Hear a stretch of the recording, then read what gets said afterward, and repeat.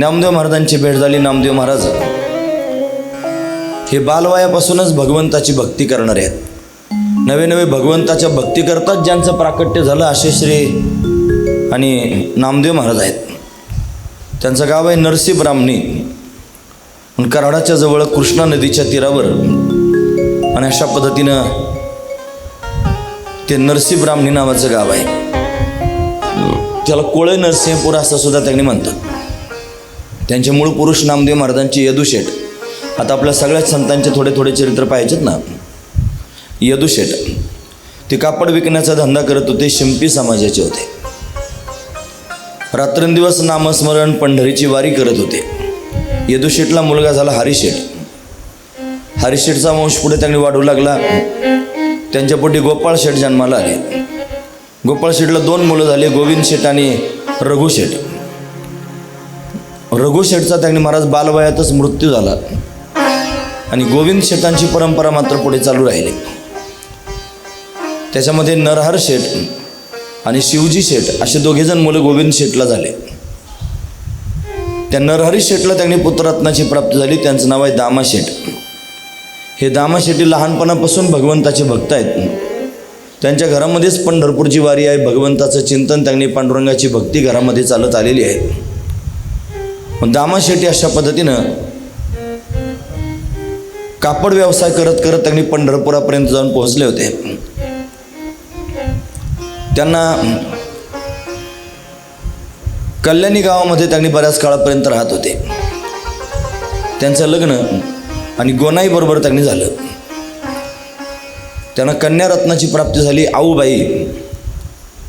आणि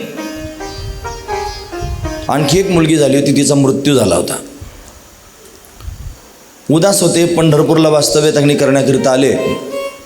एक मुलगी आहे, एकीचा मृत्यू झाला होता. भगवंताचं चिंतन करत होती. चंद्रभागेचं स्नान, पुंडलिकरायांचं दर्शन, भगवंताचं दर्शन, काकड आरती, सगळेच उपक्रम त्यांनी पंढरपुरामध्ये राहून आणि अशा पद्धतीने करू लागले. पांडुरंगाच्या ठिकाणी मन रमलं. इथंच राहावं असं वाटलं म्हणून त्यांनी महाराज पंढरपुरातच त्यांनी स्थायिक झाले. दामा शेठी दोघेही पती पत्नी भगवंताचे भक्त आहेत. पुत्ररत्नाची प्राप्ती व्हावी अशी मनामध्ये भावना होती. म्हणून भगवान पांडुरंग परमात्म्याकडे साकडं घातलं आणि खरोखर रोज त्या पांडुरंगाला भोळ्या भाबड्या भावनेनं आळवत असताना आपण जे खातो तेच देवाच्या समोर त्यांनी निवेदन करायचं, नैवेद्य रूपानं ठेवायचं. भाजी भाकरी, ही भाजी भाकरी हीच गरिबाची पुरणपोळी असते महाराज. आणि भगवानने ती स्वीकारतो, फार श्रद्धेनं स्वीकारतो. पण अशा पद्धतीनं पांडुरंगाची भक्ती होत होती. पांडुरंगाला असं वाटलं की यांना पुत्ररत्नाची प्राप्ती व्हावी. 2 प्रकारची कथा सांगितली जाते. एकतर पांडुरंगाच्या कृपेनं त्यांनी पुत्ररत्नाची प्राप्ती झाली. गोनाई गर्भवती झाली, तिला पुत्र झाला असंही सांगितलं जातं. आणि वैकुंठामध्ये भगवंताने सगळ्या संतांना एकत्र बोलावलं आणि अवतार घेण्याला सांगितलं. म्हणून उद्धवजी महाराज आणि शुकदेवजी महाराज या दोघांना सांगितलं तुम्ही अवतार घेऊन जा या कलियुगामध्ये. ते म्हणले आम्ही अवतार त्यांनी येणार, आम्हाला देशील पाठवून आणि तू राहशील निवांत. म्हणे नाही, मी पण तुमच्यावर क्रीडा करण्याकरता येणार. म्हणून एक भीमरथीच्या तटावर आणि एक भागीरथीच्या तटावर असे दोघेजण त्यांनी महाराज प्रगट झाले. आणि दोघांचाही जन्म शिंपल्यातून झाला म्हणतात. भागीरथीच्या काठावर असणारा जो शिंपला एका मोमिनाला सापडला, त्या शिंपल्यातून त्यांनी पुत्ररत्न त्यांनी प्राप्त झालं. त्याचं नाव ठेवलं कबीर. ते शुकाचार्य महाराज त्यांनी कबीराच्या रूपानं प्रगट झाले. आणि भीमरथीच्या तटावर त्यांनी शिंपला सापडला आणि त्या शिंपल्यामध्ये त्यांनी पुत्ररत्नाची प्राप्ती झाली. आणि ते म्हणजे उद्धवजी महाराज प्रत्यक्ष नामदेव महाराजांच्या रूपानं प्रगट झाले. आपण म्हणतो चौयुगाचा भक्त नामा उभा कीर्तनी, पाठीमागे डोळे झाकून उभी ते जणी. म्हणजे जनाबाईंनी त्याचा उलगडा करून आपल्या सर्वांच्या समोर त्यांनी सांगितलेला आहे. म्हणून असं कोणत्याही अंगाने जरी पाहिलं तरी नामदेव महाराजांचं प्राकट्य झालेलं, त्यांचा अवतार झालेला आहे. आणि तो अवतार अशा पद्धतीने पंढरपूर क्षेत्रामध्ये झाला. इथं भक्तिबाबांनी लिहिलेलं आहे, गर्भाची आवडी मातेचा डोहळा, जीवीला जिव्हाळा तेथे बिंबे, गोनाईने नवस केला, तिनं नवस केला होता मला पुत्र प्राप्त व्हावा म्हणून भगवान अशा पद्धतीनं पुत्र रूपानं प्रगट झाला. शके 1192 प्रमथनाम संवत्सर, कार्तिक शुद्ध एकादशी, रविवारचा दिवस होता, सूर्योदयाची वेळ होती. आणि त्यावेळी त्यांनी नामदेव महाराजांचा अवतार अशा पद्धतीने झालेला आहे. नामदेव महाराज म्हणजे प्रत्यक्ष उद्धवाचा अवतार आहे. त्यांची परंपरा जर आपण त्यांनी पाहिली तर ती परंपरा मोठी दिव्य आहे. सत्ययुगापासून मला त्यांची परंपरा आपल्यासमोर त्यांनी सांगता येऊ शकते. आपण जर गाथा मंदिरात गेले असाल, परमपूजनीय आदरणीय प्रातस्मरणीय गुलेबाबांनी अट्टहास करून जे गाथा मंदिर त्यांनी उभं केलं, त्या गाथा मंदिरामध्ये तुकोबरायांची मूर्ती जिथं बसवलं तिथं थोडं वरती पाहिलं की 4 बाजूला त्यांनी महाराज 4 युगातले आणि तुकोबरायांचे त्यांनी अवतार पूर्वीचे पाहायला मिळतात. मग त्याच्यामध्ये आधी जो प्रल्हाद तोची पाय अंगद असं म्हणलं जातं. जे प्रल्हाद त्यांनी झाले होते तेच अंगदाच्या रूपानं प्रगट झाले, तेच उद्धवाच्या रूपानं प्रगट झाले, तेच नामदेव महाराजांच्या रूपानं प्रगट झाले आणि तेच तुकोबरायांच्या रूपानं प्रगट झाले. अशी त्यांची परंपरा त्यांनी पाहायला मिळते. म्हणून अशी नामदेव महाराजांची पूर्वीची परंपरा आहे. आता हे जर सांगायला लागलो तर ज्ञानोबारांचं चरित्रही मागे राहील, नामदेव महाराजांचं चरित्रही मागे राहील आणि त्या परंपराच त्यांनी समोर येतील. पण अतिशय अल्पशा वेळेमध्ये, कमी वेळेमध्ये आपल्याला जास्त सांगायचं आहे. म्हणून फक्त नामदेव महाराजांचा परिचय आपल्या सर्वांना असावा या उद्देशाने मी तुमच्यासमोर ते सांगतो आहे. आता गोनाला एक कन्या आहे पूर्वीची, तिचं नाव आहे आऊबाई. आणि पुत्ररत्नाची प्राप्ती झाली. भगवंताचा भक्त त्यांनी महाराज प्रत्यक्ष प्रगट झाला. अखंड भगवंताचं नामचिंतन केल्यानं त्यांनी अशा पद्धतीने भगवंतानं पुत्ररत्नाची प्राप्ती करून दिली. म्हणून त्यांनी विठ्ठल नामचिंतनाच्या प्रभावानं झालेला हा पुत्र आहे. म्हणून त्याचं नाव ठेवलं नामदेव. म्हणून नामदेव महाराजांचं प्रत्यक्ष अशा पद्धतीने प्राकट्य झालं. विठ्ठल चिंतन महिपती महाराजांनी सुद्धा त्याचं वर्णन, हे जे शिंपल्यामध्ये 2 जन्माला आले हे जे वर्णन आहे हे महिपती महाराजांनी करून सांगितलेलं वर्णन आहे.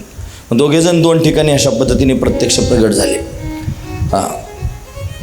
त्यांचा तो पूर्वीचा जो विस्तार आहे तो जनाबाईने का अभंगात वर्णन करून सांगितलं. हिरण्यकश्यपुकुळी नामा प्रल्हाद, जनाबाई म्हणतात, पद्मिनी नाम माझे ज्येष्ठ दासीचे पद. त्यावेळेला जनाबाई होत्याच महाराज. मग तिथं पद्मिनी नावाची त्यांनी दासी होती, ज्येष्ठ असं दासीचं पद तिला होतं. दुसरा जन्म याचा अंगद रामभक्त, दुसरा जन्म झाला अंगदाच्या रूपानं रामभक्त अंगद त्यांनी जन्माला आला. मंथरा नाम माझे भरते मारली लाथ, तिथं त्यांनी ही मंथरा होऊन अशा पद्धतीने मी जन्माला आले जनाबाई म्हणतात. द्वापारी कृष्ण सेवा उद्धव जन्माला, द्वापार युगामध्ये श्रीकृष्णाची सेवा करण्याकरिता श्री उद्धवाचा त्यांनी प्राकट्य झालं. कुब्जा नाम माझे देवे उद्धार केला, तिथं माझं नाव कुब्जा होतं. देवानं प्रत्यक्ष अशा पद्धतीने माझा उद्धार केला. कलित नामदेव विठ्ठल चिंतनी, या कलियुगामध्ये विठ्ठलाचं चिंतन करण्याकरिता नामदेवाचं त्यांनी अशा पद्धतीने प्राकट्य झालं. त्याचीच सेवे लागी दासी जन्मली जनी, त्यांची सेवा करण्याकरिता जनाबाईचं अशा पद्धतीने प्राकट्य झालं. या जनाबाई त्यांनी अशा पद्धतीने गंगाखेड नावाचं गाव आहे परभणी जिल्ह्यामध्ये, तिथं त्यांनी त्यांचा जन्म झाला होता. दमा नावाचा एक ग्रस्त आहे, त्याच्या पत्नीचं नाव तो कुरुंड, बाईचं नाव आहे कुरुंड. दोघे पती पत्नी, त्यांच्या पोटी जनाबाईचा जन्म झाला. आणि पंढरपूरची त्यांनी वारी करत होते. दोघे पती पत्नी थकलेले होते. जनाबाई लहान होत्या, पंढरपुरात त्यांनी आले, त्या दोघांचाही मृत्यू झाला म्हणतात. मग या जनाबाईला कोणाचा आश्रय राहिला नाही आणि म्हणून दामा शेट्टीने अशा पद्धतीने जनाबाईंना आश्रय दिला. आणि त्याच जनाबाई त्यांनी महाराज आणि पंढरपुरामध्ये अशा पद्धतीने 7 वर्षाचं वय असताना पंढरपुरात दामा शेट्टींच्या घरी राहावं लागलं. पांडुरंगानं स्वप्नात दामा शेट्टींना दृष्टांत दिला होता की या कन्येला तुझ्या आश्रयाला इथे राहू दे, म्हणून त्या तिथेच अशा पद्धतीने राहिलेले आहेत. दामा शेट्टींचा नित्यक्रम अशा पद्धतीचा होता की रोज अशा पद्धतीने स्नान संध्या करायची, भगवंताच्या दर्शनाला जायचं, भगवंताची पूजा करायची आणि स्वतःच्या हातानं भगवंताला नैवेद्य दाखवायचा. रोजचा असा क्रम होता दामा शेट्टींचा. नामदेव महाराजांना बाळकडू प्राप्त झालं होतं. नामदेवही त्यांनी अशा पद्धतीने वडिलांच्या बरोबर जात होते. जसं शंकराचार्यांचं चरित्र पाहत असताना आपण पाहिलं, वयाच्या 3ऱ्या वर्षी भगवती जगदंबेला नैवेद्य दाखवण्याकरिता शंकराचार्य गेले. वडिलांना काही काम होतं म्हणून ते बाहेर त्यांनी गेले होते. त्यांनी नैवेद्य दाखवला, जगदंबेला प्रगट केलं, तिला नैवेद्य खायला लावला. दुधाचा गडवा त्यांनी ठेवला, तर दूध जगदंबेनं पिऊन घेतलं. पुन्हा मला प्रसाद दिला नाही म्हणून रडायला सुरुवात केली. मग ती प्रत्यक्ष प्रगट झाली आणि तिनं स्वतःचं स्तनपान शंकराचार्यांना अशा पद्धतीने करविलं. तसं 4-5 वर्षाचे नामदेव महाराज आहेत आणि विठ्ठलाच्या भक्तीचा छंद अंतकरणामध्ये अशा पद्धतीने आहे. दामा शेट्टींना त्यांनी कळालं की हा फार भगवत प्रेमी आहे. मी रोज जशी पूजा करतो तशी पूजा हा पाहतो, जशीची तशी पूजा हा त्यांनी करू शकतो. एक दिवशी काही कामानिमित्त त्यांनी बाहेर जायचं होतं म्हणून नामदेव महाराजांना सांगितलं, 5 वर्षाचे नामदेव महाराज आहेत, नामा मला काही कामानिमित्त अशा पद्धतीनं बाहेर जायचं, आजच्या दिवस तू देवाची पूजा करून देवाला नैवेद्य दाखव. नामदेव महाराज नैवेद्याचं ताट घेऊन गेले, दुधाचा गडवा अशा पद्धतीने घेऊन गेले. देवाच्या समोर त्यांनी नैवेद्य ठेवलेलं आहे आणि खेळकर असणारं वय आहे. मित्रांमध्ये खेळण्याचा त्यांनी छंद आहे. देवाच्या समोर हात जोडून विनंती करू लागले, देवा हा नैवेद्य तुझ्या समोर ठेवलेला आहे आणि मला लवकरात लवकर खेळायला जायचं आहे. तू जोपर्यंत नैवेद्य खाणार नाही तोपर्यंत मला इथून जाता यायचं नाही, म्हणून तू जर लवकरात लवकर नैवेद्य खाल्लं तर बरं होईल. असं म्हणून त्यांनी देवाकडे पाहायला लागले. पण कोणत्याच प्रकारची हालचाल नाही. तो आपला विटेवर उभा आहे, कमरेवर हात देऊन समान चरण ठेवून, त्याच्यात कोणत्याच प्रकारची हालचाल दिसे ना. पुन्हा पुन्हा विनंती करायला सुरुवात केली, देवा नैवेद्य खाणार आहे, मला फार उशीर झाला. तरी पण त्यांनी महाराज देव नैवेद्य खात नाही. मग आळवायला सुरुवात केली. तो दुधाचा गडवा त्यांनी समोर ठेवलेला आहे आणि प्रलोभन देऊन देऊन भगवंताला म्हणायला सुरुवात केली, हे दूध पिवो मोरे गोविंद लाला, दूध पिवो मोरे गोविंद लाला, दूध पिवो मोरे गोविंद लाला, दूध पिवो मोरे गोविंद लाला, गोविंद लाला गोपाल लाला, गोविंद लाला गोपाल लाला, दूध पिवो मोरे गोविंद लाला, दूध पिवो मोरे गोविंद लाला, दूध पिवो मोरे गोविंद लाला, दूध पिवो मोरे गोविंद लाला. भगवंताच्या समोर विनंती करायचं काम चालू आहे, देवा तुझ्या समोर दुधाचा गडवा ठेवलेला आहे, पी ना देवा. तरी पण भगवान दूध पित नाहीत महाराज. नामदेव महाराजांना वाटलं माझे वडील रोज येतात, नैवेद्य दाखवतात, दूध देवाला त्यांनी प्यायला देतात, त्यांच्या हातचा नैवेद्य खातो, माझ्या हातचा नैवेद्य का खात नाही देव? काही चुकलं का माझ्याकडून? बोलायला सुरुवात केली, काला बछडा कपिला गाई, दूध दुहावत नामासाई. देवा काळा बछडा, काळच वासर आहे, कपिला गाय आहे, माझ्या हातानं दूध काढलेलं आहे, ते दूध मी तुझ्या समोर घेऊन आलेलो आहे. अरे ते सामान्य नाही, सोने का गढवा दूध से भरी हो, सोन्याचा गडवा आहे, दुधानं भरलेला आहे, पिना देवा आगे धरी हो, तुझ्या समोर अशा पद्धतीने ठेवलेला आहे. विनंती करायला सुरुवात केली, सोने का गढवा दूध से भरी हो, पिवो नारायण आगे धरी हो. देवा माझी विनंती आहे, तू अशा पद्धतीने दूध लवकरात लवकर पिऊन घ्यावं. एवढं होऊ नये अशा पद्धतीनं भगवान दूध पित नाही. मग मात्र नामदेव महाराज रागावले. 5 वर्षाचं वय आहे, करारी भावनेनं भगवंताकडे पाहतायत, त्यानं दूध पिलंच पाहिजे, नैवेद्य खाल्लाच पाहिजे, अंतरिम अशी भावना अंतकरणातून चंबळून वाहते. आणि तरी पण त्यांनी भगवान दूध पित नाही. मग मात्र रागावलेले नामदेव महाराज भगवंताला जरा थोडे कसून त्यांनी बोलू लागले, जर तू आता दूध पिलं नाहीस ना देवा, तर मी तुझ्या समोर प्राण सोडून दे. भगवान की मूरत दूध नाही पिवत, भगवंताची मूर्ती दूध पित नाही. सिर पछारत नामारो, डोकं बडून नामदेव महाराज रडू लागले. देवा दूध पिणारे डोकं आपटून घ्यायला लागले, जर आता दूध पिला नाहीस तर डोकं आपटून माझे प्राण सोडून देईन देवा, असा आकांत भगवंताच्या समोर नामदेव महाराजांनी मांडला. भगवंताला हसू आलं महाराज. भगवान पाहू लागला, अनेक भक्त येतात, नैवेद्य दाखवतात, पाया पडून निघूनही जातात, पण असला भक्त कधी पाहिला नाही. ऐसा भगत मैं कभी नहीं पाया, नामदेव ने देव हसाया, दूध पिओ रे गोविंद लाला, दूध पिओ रे गोविंद लाला, दूध पिओ रे गोविंद लाला, गोविंद लाला, गोविंद लाला, दूध पिओ रे गोविंद लाला, दूध पिओ रे गोविंद लाला, गोविंद लाला, गोविंद लाला, दूध पिओ मोरे गोविंद लाला. प्रत्यक्ष परमात्मा प्रगट झाला. नामदेव महाराजांच्या हातचा नैवेद्य भगवंतानं खाल्ला. गडव्यातलं दूधही भगवंतानं अशा पद्धतीने पिऊन घेतलं. मोठं समाधान नामदेव महाराजांना झालं. ते ताट तो गडवा मोकळा झालेला घरी नेला. घरी नेल्यानंतर घरच्यांनी विचारलं, इथलं नैवेद्य कुठं आहे? देवानं खाल्ला असं म्हणल्यावर आश्चर्यानं गोनाई पाहू लागली. देवानं खाल्ला, खोटं बोलतोस? थांब, तुझ्या वडिलांनाच सांगते की हा मंदिरामध्ये नैवेद्य दाखवायला गेला आणि यानंच नैवेद्य तिकडं खाऊन घेतला. दामाशेट्टी आले, त्यांच्यासमोर त्यांनी सांगायला सुरुवात केली, तुमच्या लाडक्यानं काय केलं माहिती आहे?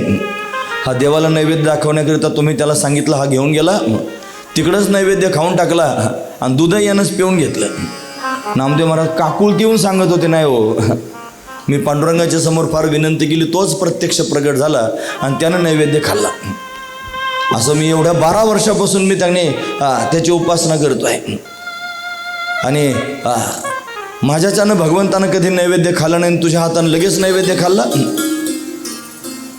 मग मात्र त्याने नामदेव महाराज पुन्हा पुन्हा म्हणतात म्हणून त्यांच्या बोलण्यात थोडंसं तथ्य वाटलं. मग म्हणले, खरंच जर देव नैवेद्य खात असेल ना तर आमच्या समोर परत खाऊ घाल. आता पुन्हा तोच प्रसंग. तेच नैवेद्याचं ताट दुसऱ्या दिवशी हातात दिलं, गडवा दिला दुधाचा. नामदेव महाराजांना नैवेद्य दाखवण्याकरता पाठवलं. दामाशेट्टी दडून बसले. नामदेव महाराजांनी तीच कालच्यासारखी विनवणी पुन्हा भगवंताची केली. भगवान परत प्रत्यक्ष प्रगट झाले. तो नैवेद्य त्यांनी खाल्लेला आहे. दूध अशा पद्धतीने भगवंताने घेतलेलं. नामदेवा हाती दूध प्याला, नामदेवा हाती दूध प्याला, नामदेवा हाती दूध प्याला, नामदेवा हाती दूध प्याला, फिरविले देऊळ जगमागे ख्याती, नामदेवा हाती दूध प्याला, नामदेवा हाती दूध प्याला, फिरविले देऊळ जगमागे ख्याती, नामदेवा हाती दूध प्याला, नामदेवा हाती